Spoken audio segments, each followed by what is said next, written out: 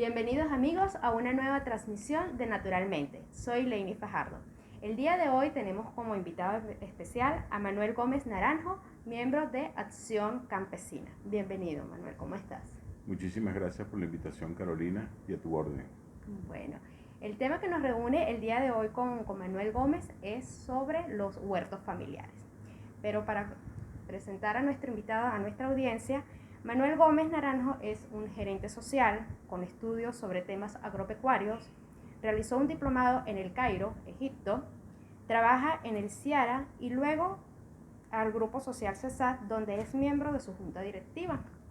Tiene más de 25 años en Acción Campesina, organización asociada al Grupo Social CESAT, y actualmente es su director general.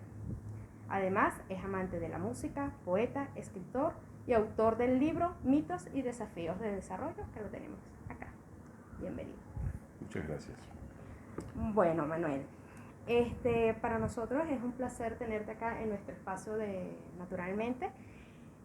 Primero porque este tema de huertos familiares me agrada, sobre todo por la vinculación que he tenido con el tema del cultivo, en vista de que, bueno, mi familia ha trabajado en la tierra. Y bueno, entiendo la importancia de lo que es el cultivar nuestros propios alimentos y la calidad que esto genera, aparte del bienestar que nos puede generar a nivel físico y emocional, ¿no?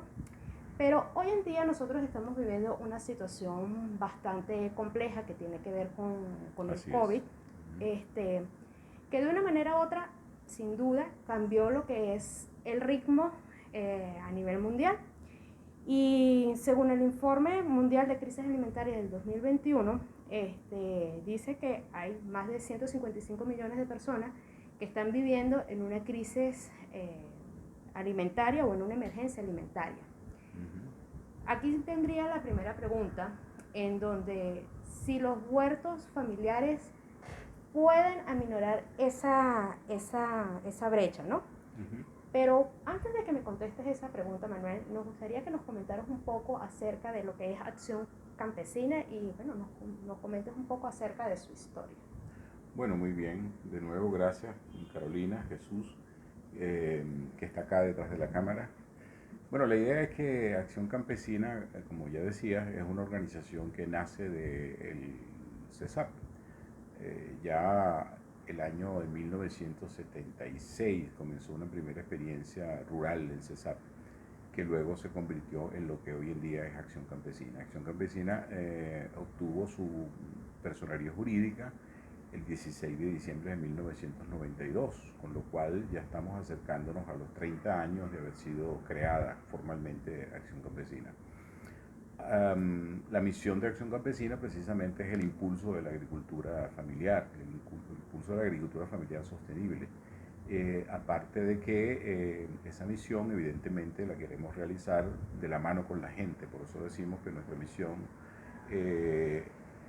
impulsa la agricultura sostenible a partir del trabajo organizado de las comunidades rurales. A lo largo de estos años hemos incursionado en una diversidad de proyectos. Hoy en día, en este momento, tenemos 5 o 6 programas que están activos en Acción Campesina.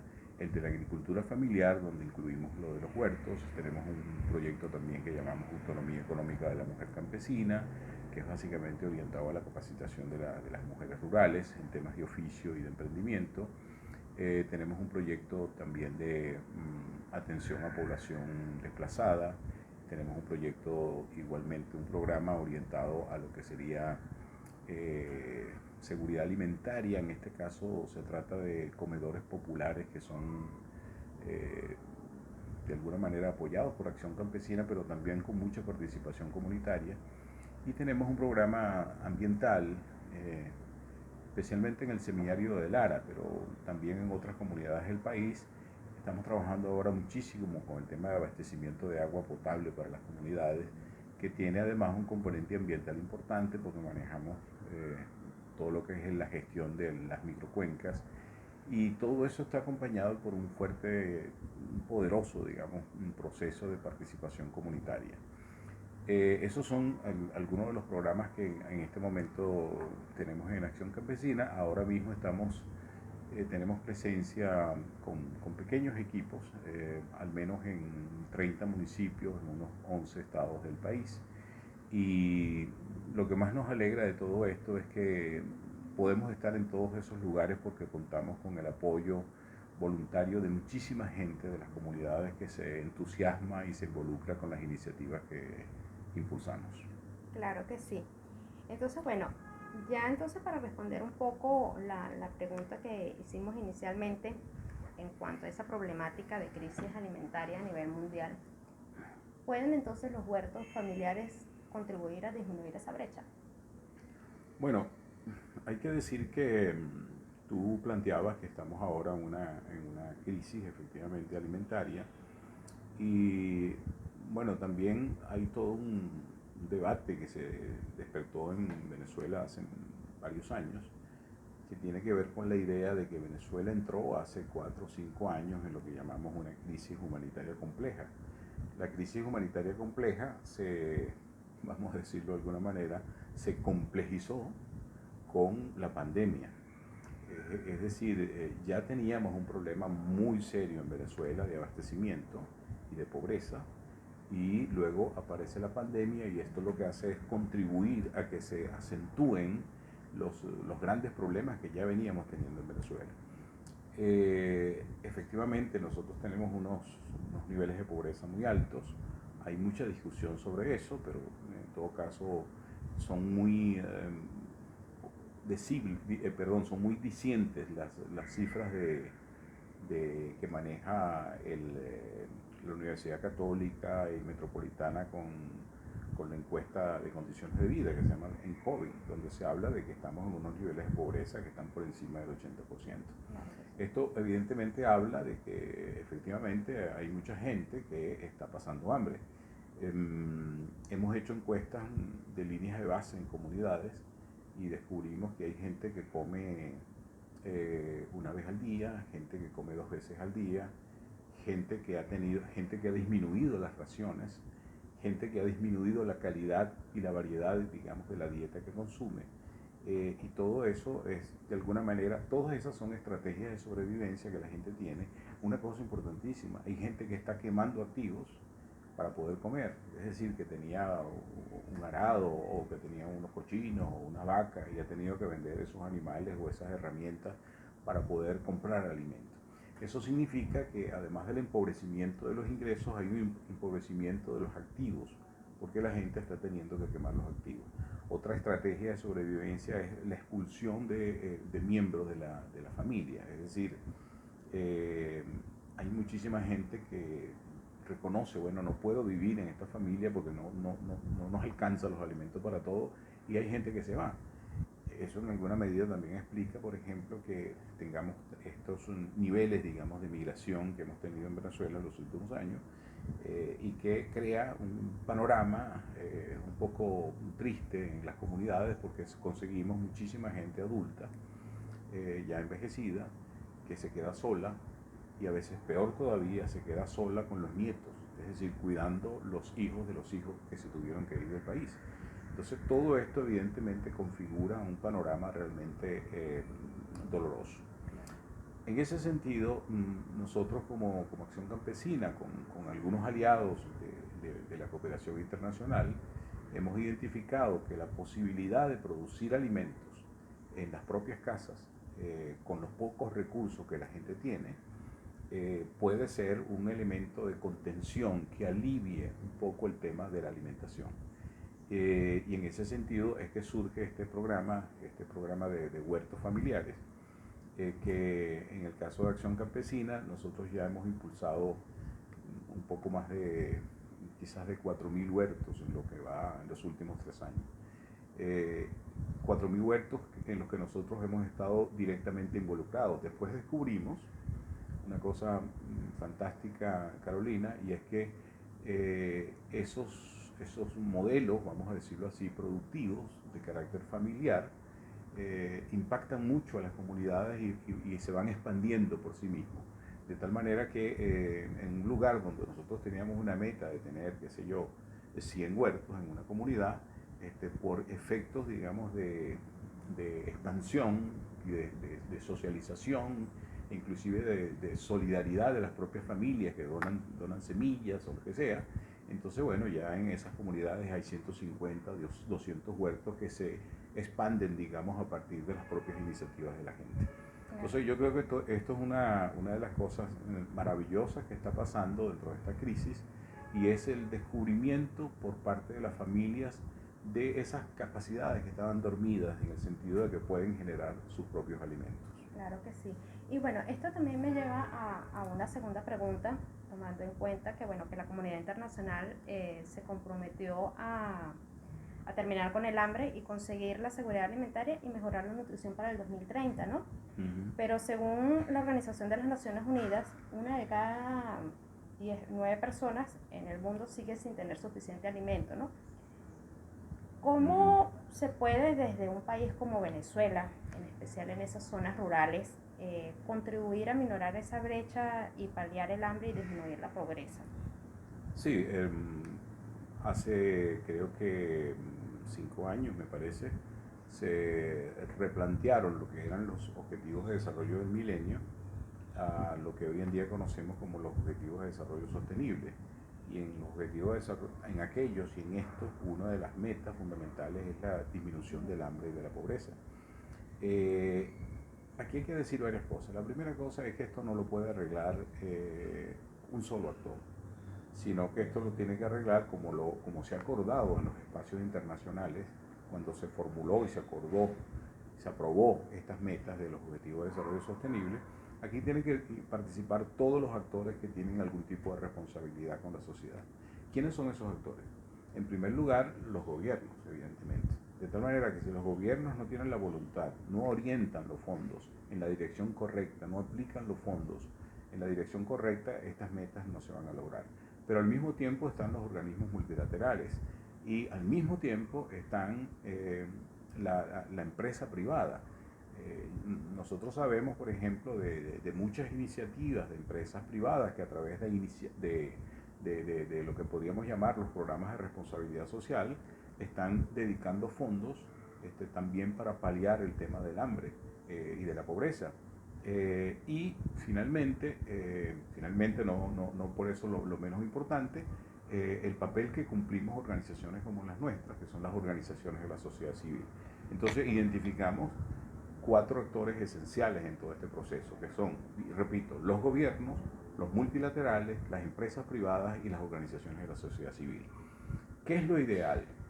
Lo ideal es que se puedan construir agendas consensuadas, que no se vea, digamos, a ninguno de estos actores como enemigos, como factores antagónicos, sino más bien que se vea a estos actores como aliados, que podamos, como digo siempre, remar juntos en la misma dirección de poder atender las demandas de nuestro pueblo.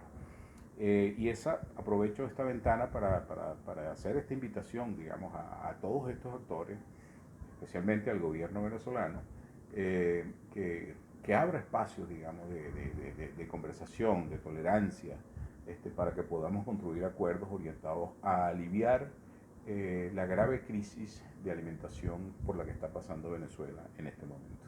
Claro que sí. Bueno, y bueno, para continuar en esta línea, para las personas, ¿qué diferencia existe entre lo que es agricultura familiar y un huerto familiar? Porque me imagino que son dos cosas completamente diferentes. Es muy interesante, porque fíjate, el huerto familiar lo podemos caracterizar de esta manera. Son pequeños espacios, en el caso de Acción Campesina, son espacios que no suponen superficies superiores, por ejemplo, a los 100 metros cuadrados. Son espacios donde se hace se siembra una gran diversidad de productos, de rubros, y básicamente toda esa producción debe estar orientada hacia el consumo familiar. ¿Okay? En el mejor de los casos, lo que nosotros favorecemos, o en todo caso promovemos, es que haya intercambio de productos. Por ejemplo, esto es una cosa muy bonita. Si una persona produce lechugas, entonces tiene, qué sé yo, 15 lechugas al mismo tiempo, no se las va a comer, evidentemente. Aunque son 15 lechugas, que no son muchas, pero de todas maneras, bueno, tendría que comer mucha lechuga para que se las coma todas. Pero entonces el otro que está allá tiene, qué sé yo, 30 kilos de caraota que produce, pero este no tiene caraota y aquel no tiene lechuga. Entonces, bueno, esos procesos de intercambio se dan de manera natural entre la gente. Porque una de las cosas que nosotros decimos cuando trabajamos con las comunidades es tratar de actuar desde el respeto de la gente. Y el respeto de la gente supone que la gente debe tener autonomía y control sobre las cosas que produce. Y esos procesos de intercambio se dan de manera natural. Nosotros no podemos llegar a esas comunidades con un programa autoritario, decir, bueno, usted produjo tanto, tiene que darle tanto a fulano y tiene que repartirle tanto a sutano. No, no. Esas dinámicas de solidaridad y de cooperación que se dan entre las comunidades son procesos espontáneos que están asentados, digamos, en la racionalidad, en la lógica. No te puedes comer todas las lechugas, bueno, cámbialas por frijol y punto. Y sobre la base de esas dinámicas entonces se generan encuentros, nuevas posibilidades de relación que son maravillosas en las comunidades. Claro que sí. Ahora, la agricultura familiar. Me he olvidado de eso. Sí. La agricultura familiar, entonces, son superficies más grandes. Nosotros, por ejemplo, estamos apoyando unidades de producción familiar, que son unidades de producción que tienen por encima, digamos, de los 5.000 metros cuadrados, es decir, estamos hablando de los 2.500 metros cuadrados, son un cuarto de hectárea. Entonces ya ahí hay un componente de carácter orientado, digamos, hacia el autoconsumo, pero al mismo tiempo hay algunos excedentes importantes que se pueden generar para el mercado y generar ingresos. Esos ingresos al mismo tiempo pueden permitir la compra de otros bienes, bien sean alimentos, o bien sean medicinas, o bien sean otros bienes que la gente requiere. Claro. Entonces, la agricultura familiar y los huertos tienen puntos de encuentro. Por lo menos en el caso de Acción Campesina, intentamos que esas iniciativas sean de carácter sostenible. Eso significa que no utilicen productos productos químicos, sino que utilicen productos biológicos y donde estén gestionados fundamentalmente por la mano de obra familiar. Eso es una característica común a ambas iniciativas, ¿no? Okay. Entonces esto me lleva a la siguiente pregunta de, bueno, ¿por qué es importante un huerto familiar? Aparte de la cooperación que puede existir entre diversos miembros de una comunidad, ¿qué otra importancia puede tener? Bueno, yo creo que nosotros hemos identificado algunos elementos que son extraordinariamente importantes con este proyecto de los huertos familiares. La primera cosa es los impactos que tiene en el tema de la alimentación. Eso es una importancia fundamental. La segunda cosa es que intentamos que todos estos procesos se mantengan en el tiempo, y esto de alguna manera no es otra cosa que recuperar. Tú decías que eras hija de abuelos, de gente vinculada a la tierra. Es recuperar algunas tradiciones que yo creo que hemos perdido y que en este momento es un buen momento, justo un buen momento para recuperarlas, que es que en las familias campesinas de antes siempre había un pequeño huerto y habían unas gallinas y había eventualmente un cochino o dos, y habían conejos, habían ciguineos, habían pavos, es decir, es recuperar lo que llaman el consumo cotidiano, ¿no? Ah, bueno, tenías también tus plantas medicinales, entonces es una especie de alacena viva que tienen las comunidades en sus casas. Entonces, recuperar esta tradición supone que puedas tener un determinado control sobre algunas variables que son fundamentales. Entonces, por ejemplo, una de las cosas que estamos enfatizando es que la gente produzca sus propios abonos. Y eso es una cosa sencilla, a través de los compost, que básicamente utilizando excedentes que se generan en las casas. La otra cosa es algunos biocontroladores que se preparan a nivel familiar. La otra cosa es la producción de semilla. Mire, esto es extremadamente importante. Y son técnicas muy sencillas, que significa que de cada fruto que tú produzcas, bien sea caraota o maíz o lechosa o yuca o lo que sea que produzcas, que tú puedas seleccionar las mejores plantas y de ahí seleccionar las mejores semillas, tratarlas de una determinada forma, y de eso se encargan nuestros agrónomos, y que luego esa semilla sirva para reproducir el próximo ciclo productivo. Y eso le da un componente de sostenibilidad, de durabilidad en el tiempo a estos procesos. La otra cosa es lo que tiene que ver con estas dinámicas comunitarias que ya mencionaba antes. Es decir, la cooperación que se da entre la gente. Al mismo tiempo que se intercambian productos, también se intercambian semillas y se intercambian aprendizajes. Esto es una cosa extremadamente importante. Se intercambian aprendizajes. Mira, ¿cómo hiciste tú para controlar determinada plaga? Yo he visto estas conversaciones en las comunidades. ¿Cuánto usaste tú? No, yo usé esto, no. ¿Y tú cuánto usaste? No, yo usé esto. Ah, por eso no te funcionó, tienes que hacer estos ajustes. Ese intercambio de aprendizajes es un elemento que también le da sostenibilidad a todo este proceso. Y finalmente, un elemento importantísimo de los huertos familiares.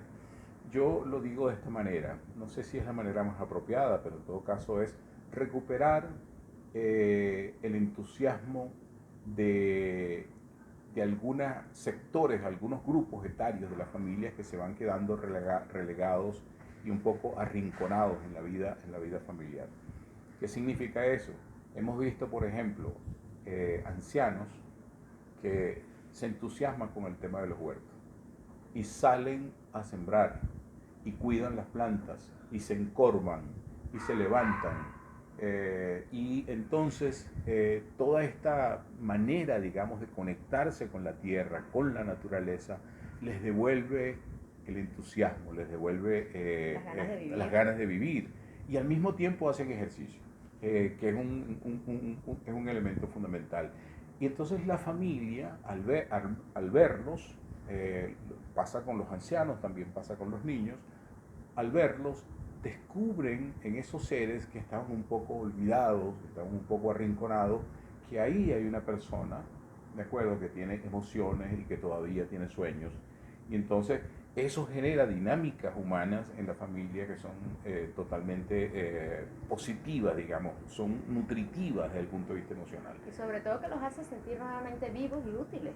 Efectivamente, esa es la idea. Entonces, el componente psicoemocional, digamos, de los huertos, que es una cosa que creo que no hemos medido suficientemente, pero estamos trabajando en eso, genera este tipo de fenómenos de reintegración, digamos, de recomposición de las dinámicas familiares, que yo creo que está siendo muy beneficioso para la gente que está involucrada en estos proyectos. Sí, y bueno, cabe destacar que, bueno, nosotros, como Salud Integral, bueno, como Carolina, como Jesús, hemos vivido muy de cerca esa situación de huertos familiares, pero con mi mamá, bueno, ahorita desde hace más de 5 años, 7 años aproximadamente, bueno, un terreno, un área de jardín donde se encuentra ahorita, lo tomó para sembrar diversidad de plantas, tanto medicinales como de otros rubros. Y efectivamente, bueno, todas las personas que están allí se ven beneficiadas de los productos que allí se generan, y el entusiasmo de la comunidad que está allí. Así es. Entonces, bueno. Así es. Muy bien. Entonces, bueno, para explicarle un poco a la gente, ¿cómo pueden organizarse entonces estos huertos familiares? Bueno, en el caso de Acción Campesina, como te decía, nosotros estamos cerca de unos 30 municipios, y con los huertos creo que estamos por lo menos en 22 municipios. Lo que solemos hacer es que hacemos un recorrido, digamos, por la comunidad, hacemos un levantamiento de lo que llamamos una línea base o una información primaria, e intentamos trabajar con las familias más vulnerables, con las familias más necesitadas.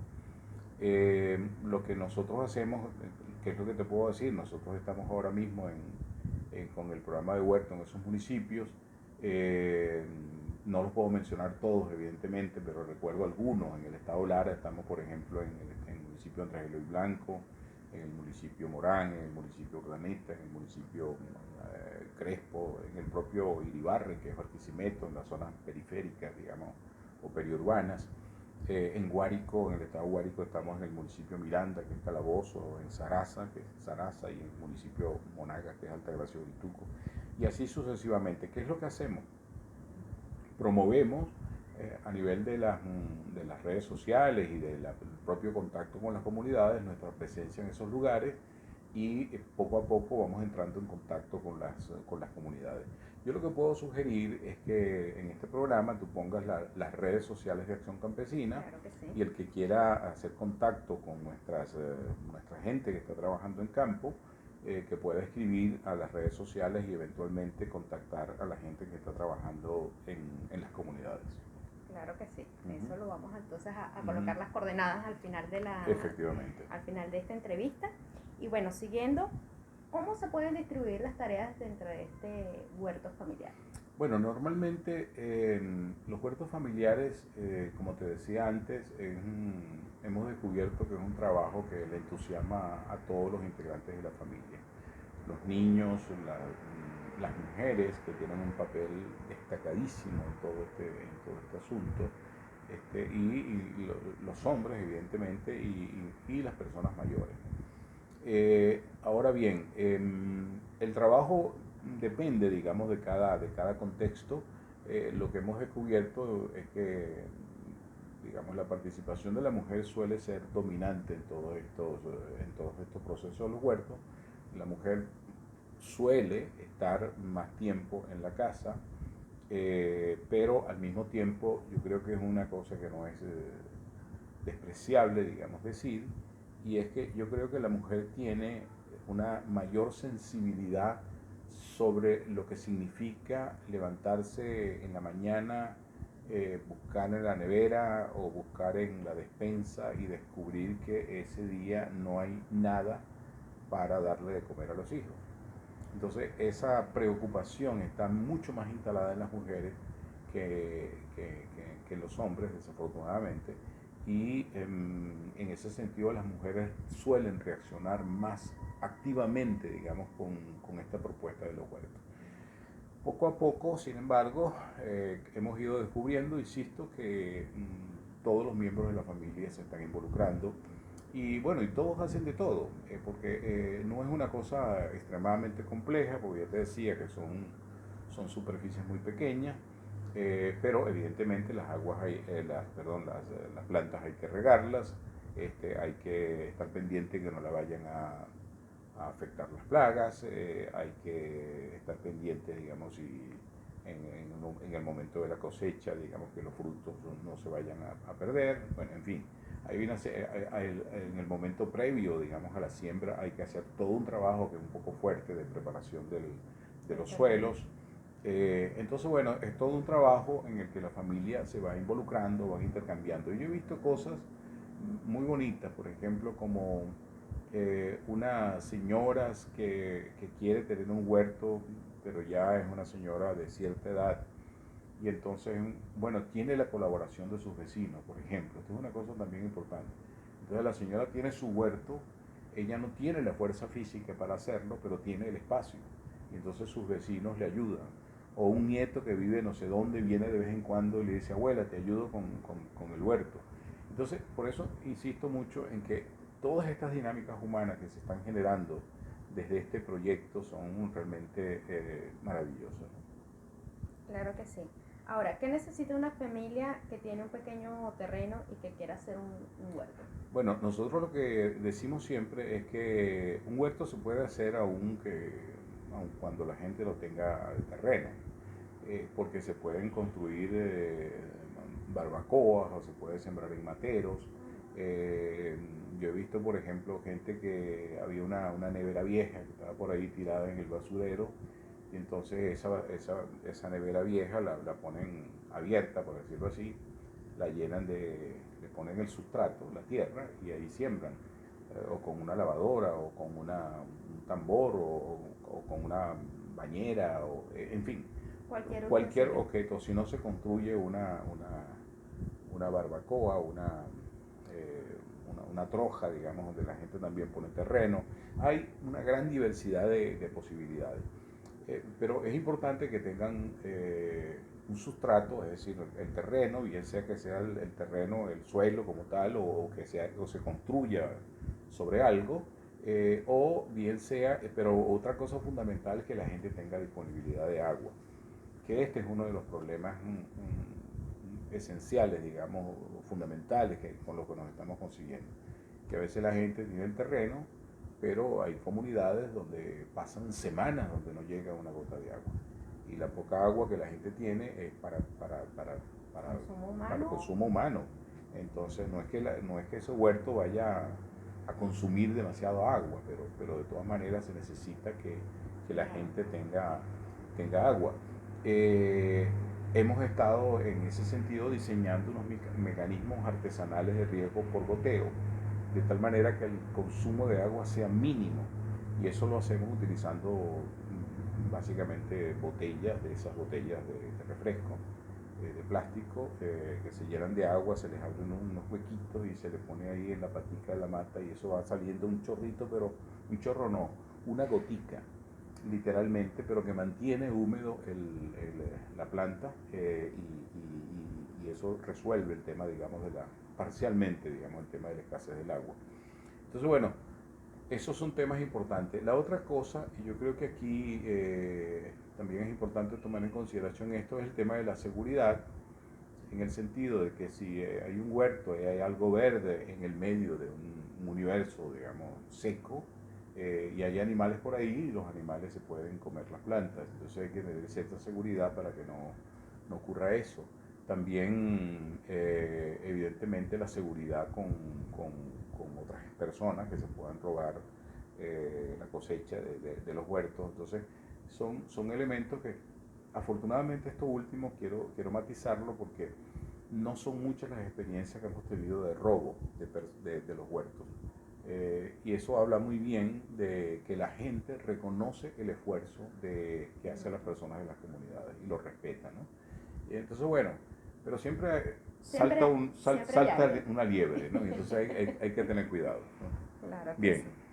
Bueno, entonces ya para ir finalizando, bueno, estamos hablando de que, bueno, pueden existir esos huertos en macetas también, ¿no? Sobre todo para las personas que están en apartamentos que no disponen de un terreno para la siembra, pueden disponerse de macetas, ¿no? Así es. Esto me había generado curiosidad, si esto de crear un huerto en maceta formaba parte de lo que se le llama la agricultura urbana o es algo completamente diferente, y bueno, ¿qué recomendaciones podría entonces darnos para esas personas que vivimos en apartamento poder tener nuestro huerto allí? Sí, estamos hablando efectivamente de agricultura urbana. En el caso de Acción Campesina, lo que ocurre es que nosotros trabajamos en comunidades, fundamentalmente en comunidades rurales, y nosotros estamos hablando de casas que tienen unas características muy particulares, porque son casas que tienen patios, normalmente tienen patios. Desde luego, también trabajamos en algunas zonas, en la zona urbana de esos municipios rurales, para decirlo así. Pongo un ejemplo, Cúpira, que es la capital del municipio Pedro Gual, en el estado Miranda. Bueno, en el propio pueblo de Cúpira, ahí se han hecho huertos en espacios muy reducidos. Pero aún en esa casa de Cúpira hay patios más o menos grandes, de tal manera que nosotros solemos decir que trabajamos en zonas más bien rurales o zonas periurbanas. Pero a mí me parece válido el que, por ejemplo, una gente que vive en un apartamento pudiera disponer, bueno, tú ves aquí, no lo ves, pero aquí yo tengo unas plantas ornamentales que están perfectamente bien allí, verdes, vigorosas, y están en el balcón de mi apartamento. Ahí podría tener perfectamente una mata de, qué sé yo, de albahaca, que me gusta tanto, o una mata de medicinal de otro tipo, bueno, en fin. Entonces yo creo que eso es válido.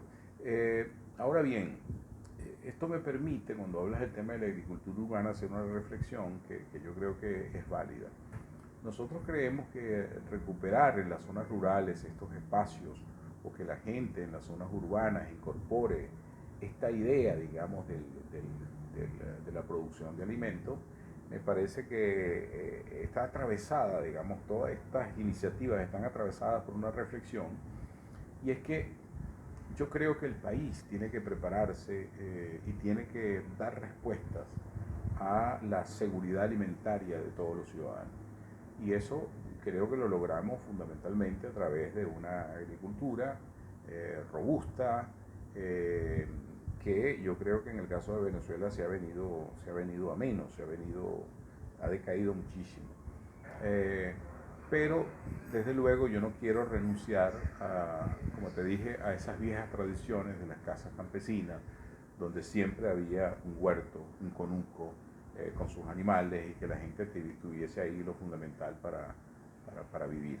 Porque no hay una cosa más sabrosa que un huevo, por ejemplo, de lo que llaman, porque nosotros llamamos una picadora, o sea, una gallina que está todo el día en el patio, digamos, picando lo que consigue por ahí, huevitos criollos, con su respectivo gallo. Exactamente. Así es. Entonces, bueno, nada, Manuel, muchísimas gracias entonces por esta entrevista, de verdad, un placer haberte tenido acá. Bueno, si puedes darnos las coordenadas de Acción Campesina para que las personas puedan localizarlos. Bueno, casi todas las redes sociales de Acción Campesina, Instagram, Twitter, es @Acción Campesina. Entonces, por ahí nos pueden contactar. En todo caso, también pueden visitar, les invito por favor a que visiten el canal YouTube de Acción Campesina, que también se llama así, Acción Campesina, y que visiten también la página web de Acción Campesina, que es www.accioncampesina.com. Por ahí nos pueden contactar los que lo deseen, y la verdad siempre con los brazos abiertos y la mejor disposición para ayudar en la medida de nuestras posibilidades. Bueno, gracias Manuel, entonces un placer. Gracias también a nuestro público por haber acompañado hasta este momento. Les invitamos a compartir esta información con sus amigos y familiares, y por favor no duden en dejar sus comentarios. No nos queda más que vernos en una próxima transmisión de Naturalmente. Hasta luego.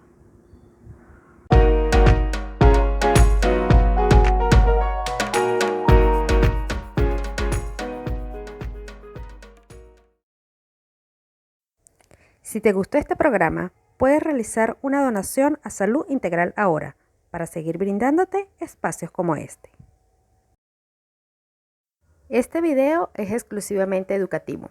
Salud Integral Ahora no se hace responsable de las opiniones y comentarios de los entrevistados. Las mismas son responsabilidad exclusiva de sus autores.